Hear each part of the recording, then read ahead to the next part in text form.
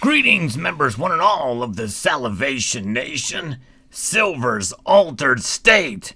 Let's explore.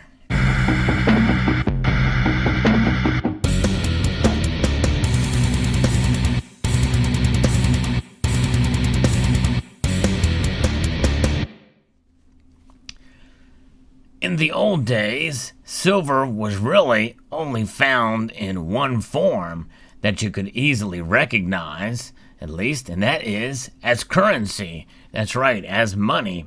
Silver came in the form of coins, and that is essentially how you recognized silver, is by the designs that were stamped on these, what are known as blanks or planchets is a technical term, and that is what people thought of when they referred to silver. Now, yes, there would be times and cases where maybe some large ingots of silver would be talked about, but essentially those were utilized for industrial purposes or maybe as a strategic reserve. You heard about silver bars, but you really couldn't get them back in the day. But essentially, silver was a monolithic asset. And that is really the amazing thing about how much things have changed over the years as far as silver's versatility. And that's what this video is about, silver's altered state and how the many different forms that silver takes. And in this display that you see before you here is just one example of how silver can change its state. But one thing that remains the same throughout all the different design differentiations, the variety that we can find out there, which we really should celebrate, by the way, is that it is all silver. No matter what, silver is what it is and will always be what it is. And that is as an element that is certainly the letters AG on the periodic table. It has certain physical properties which are unmatched, but there are ways to alloy it, and that is an example of what we see here. In order to provide strength in these coins, they add 10% of other materials, mainly copper being probably the most prominent of the other materials that are added to strengthen the metal for circulating coins. And that is what they've done. And when you see the wear from use on these coins, that's even with the strength of the copper added to that, silver is still a relatively soft metal. And so therefore, that is why you see that. And it's neat. I believe it's really cool to have what they refer to as constitutional silver. Some people call it junk silver. I kind of see that as a derogatory term because, in my mind, silver is not junk, no matter what form it comes. And so, therefore, I like to refer to it as constitutional silver for American coins or for foreign coins that are made of silver. Well, for those types of pieces, I like to refer to those as spending silver. Spending silver utilized in each of these countries. And there was a time when it was very much commonplace to see many nations of the world utilize these silver coins for transactions. And so the variety that you saw was the differentiation of the national emblems on your particular coinage. That's what most of what we saw around the world when we think of silver. But how have things changed? And really, it's only been in modern times. I'm talking about from the time where numismatic pieces were created in order to give to other dignitaries of other nations, and then eventually sold to the general public. From major mints around the world, the Royal Canadian Mint, the United States Mint, and the Royal Mint. All three of those mints especially getting their start making these coins not only for dignitaries but also collectors. And then we had the Perth Mint that did much the same and have really made a name for themselves in recent years. So we're going to look a little bit at the variety that we're going to find in physical silver bullion and collector coins to really celebrate silver for its variety.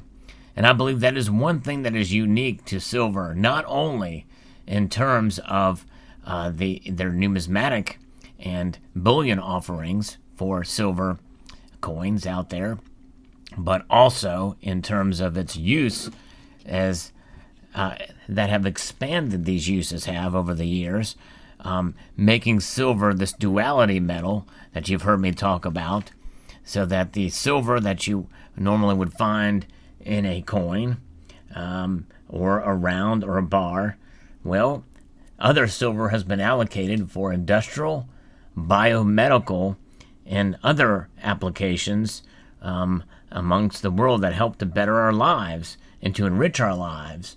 And the only one other metal I think is more diverse and utilized in that aspect, and that would be copper. And so when you have copper and you have silver and you have gold, well, I believe that's a good recipe for some pretty good diversification. Now, gold, though it does carry a lot of those properties because of the very nature of what silver is and the fact that it is a lot cheaper, and the gold to silver ratio is high enough now, there are many more varieties of silver products out there than there are gold. And so therefore, I believe that silver is the perfect metal to celebrate, especially when it comes to be able to utilize the metal for different applications, different designs, and technological advancements. Indeed, for sure. So we've already talked about the constitutional or spending silver aspect, and that was the very first way that you could accumulate a variety of coins and products, and really to stack. And in fact, that has not gone away. That utilization of silver is still very prominent today, and it's definitely a good way to stack silver, is these old constitutional or spending silver coins. The other way is bullion products, such as bars or coins and rounds as well, that have a fixed premium. And I say fixed right now because it is fixed to the high side. Very high premiums, especially for items such as this, the American Silver Eagle. Beautiful indeed, has definitely a very attractive nature to it, these coins, but they have this design element to them and a larger diameter, size, reeded edge, and so there's beauty in the design, as well as understanding that these they're minted in the millions, and they are stacked and held and to preserve our wealth with that fixed premium that kind of will go up and go down depending on demand. And next are going to be, things like specialty privately issued minted pieces that carry somewhat of a higher premium, but also envelope some technology in terms of really making the designs stand out, making the designs come alive, utilizing relief, higher relief in a format such as this. This is quite an attractive piece, and it has, another level of finishing as well that gives it sort of that matte look to it. And technology has evolved to be able to provide this even at a low-cost rate from some of these privately issued mints. And these matte finishes basically were the foundation to early proof coinage, a slight differentiation in finish to set it apart from circulating coins. But nonetheless, the ability to take and create thicker pieces with higher relief, I think is quite astounding and attractive in altering the state of silver. Next is going to be other design and security features that are added. And this is an example of one that literally is so astounding, as its altered state can only be seen through another device, a lens, to bring out and show that differentiation. I don't have that lens here handy, but you've seen that on my videos in the past, showing the security features and how silver's altered state is quite apparent upon utilizing that lens. There's other types of silver where you don't need a lens in order to see the altered state of silver.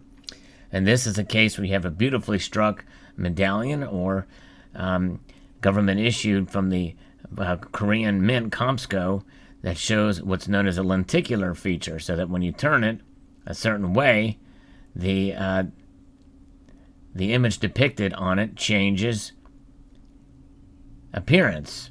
A different character, Korean letters are shown when you turn it a certain way. You can see there how it changes. And that is quite an amazing bit of technology, and utilizing silver to literally have and showcase an altered state depending on how you turn the round or the coin. Lenticular technology utilized first that we saw it in plastic and other medium has now can be done utilizing metal, and silver being a soft metal, easily malleable, that can really do things like this on these designs, on these products, quite impressively. And that's what has occurred here by the Comsco Mint and this fine silver piece, the Republic of Korea. Another collector portion would be the brilliant proof finishes that you see on coins. And this is an example of an ultra thick, ultra high relief 1 ounce medallion with quite intricate details and very reflective surfaces. That is what the mint is known for. And so that's another way to alter the state of silver to give it a different appearance. This contrast known as cameo finish is quite profound and astonishing to be able to provide such detail in a piece such as this. In this particular issue is from the Perth Mint, and it showcases the Queen and a quite level of detail and frosting to really show that high contrast in a proof quality like piece. They're also doing the same thing with bars and creating what is known as sort of a reverse proof like function or feature, and that's what's happening in this particular case with this coin bar, known as a coin bar, which you would not have heard of merely maybe a decade or so ago. You didn't see very many things like this, coin bars, but they were around, but they become a little bit more popular now, and so in different shapes as well for silver products, and this is what that represents, the different shapes. And then you have brilliantly done laser etching on silver products that you see here, laser engraving and etching on the dies to give us another level of texture and security to the pieces that is really profound and quite impressive, I believe. And this is what is happening on this piece on both sides. In the mirror backgrounds there, you can see the laser etching that provides that kind of a pattern, that galoche pattern. Very intricate details that are quite impressive and astonishing that you will see, especially with some of the textured patterns that we known as a galoche that we have come to enjoy on our coinage. And that is something else that I think is impressive, and they're able to do that and provide a great level of detail and minting quality on smaller and smaller coins, as in, for example, of this guinea, 10th ounce guinea from 2020 here. Very, very, very nice indeed. And then finally, there is these poured silver arts that really literally alter the state from one form to another whenever you melt the silver down and create a different look to it. And the poured silver is an artistic expression, and a lot of private individuals are doing it, as well as some of the bigger companies, and they create pour lines and different effects and different looks to the pieces that they do, which is quite impressive indeed. So there's a variety of ways to be able to showcase silver, and not only to strike it, to mint it, and to make it secure for stacking.